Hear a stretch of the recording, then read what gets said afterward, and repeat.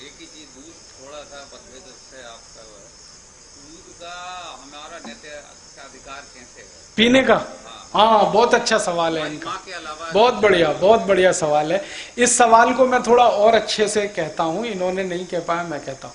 इनका ये कहना है, और इस देश में कुछ लोगों का ये कहना है, विशेष रूप से मेनका गांधी जैसे लोगों का ये कहना है कि दूध तो जानवरों के बच्चों के लिए है। जैसे माँ का दूध अपने बच्चे के लिए है, वैसे ही जानवरों का दूध अपने बच्चे के लिए है, ये उनका कहना है।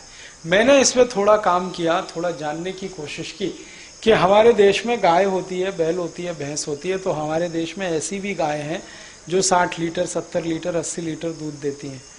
थरपारकर, साहिवाल, कांकरेज, अमृत महल, राठी कुछ ज़्यादा दूध देने वाली गाय हैं। अब बछड़े का दूध जो होता है, जो वो रोज पी सकता है, वो उसके वजन का 1/10वां हिस्सा होता है। ये विज्ञान का नियम बता रहा हूं आपको। कोई भी बछड़ा या बछड़ी, उसका जो कुल वजन है उसका 1/10 हिस्सा ही वो दूध पी सकता है। मान लो बछड़े का वजन है 10 किलो, कल्पना करो, जब वो पैदा होता है 15 किलो, कल्पना करो, तो वो एक दिन में 1.5 लीटर ही दूध पी सकता है। ज्यादा पिलाओगे दस्त हो जाएंगे, उसको टट्टियां हो जाएंगे। अब सुनो, अब वो 1.5-2 लीटर तो पी सकता है, अब उसकी मां को दूध उतरता है 15 लीटर, तो आप क्या करेंगे?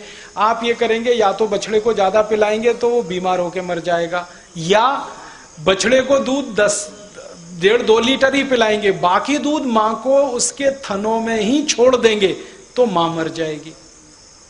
क्योंकि दूध जो है ना वो प्रोटीन है, और जब वो सूखेगा तो वही ट्यूमर में कन्वर्ट होगा और कैंसर होगा और वो गाय मर जाएगी। आपको मालूम है, जिस गाय का दूध नहीं निकाल पाते उसको इतनी वेदना होती है, इतनी पीड़ा होती है, चिल्लाना शुरू कर देती है वो। कई बार क्या होता है ना, मां जैसे वैसे ही गाय, कोई मां है ना, जन्म देते ही उसका बच्चा मर गया, तो अंदाजा लगा लो उस मां को कितनी तकलीफ होती है, उसका दूध नहीं निकलता।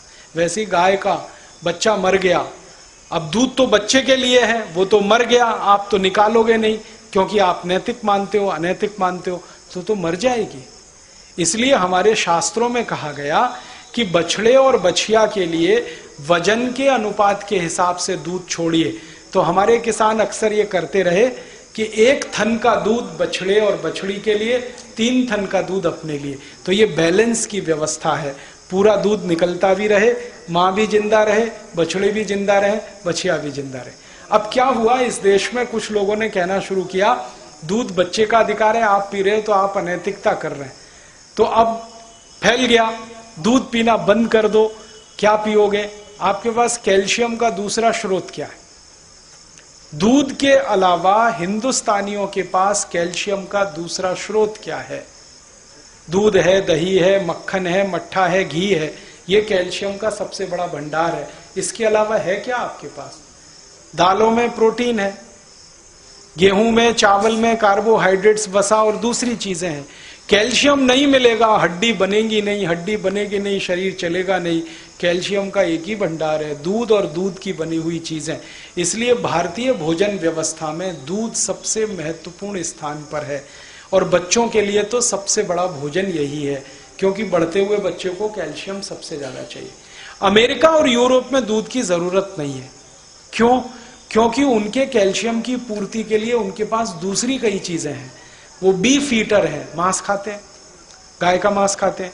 गाय के दूध में कैल्शियम है, गाय के शरीर में कैल्शियम है, उसके मांस में बहुत कैल्शियम है, तो गाय का मांस खा के कैल्शियम की पूर्ति कर लेते हैं।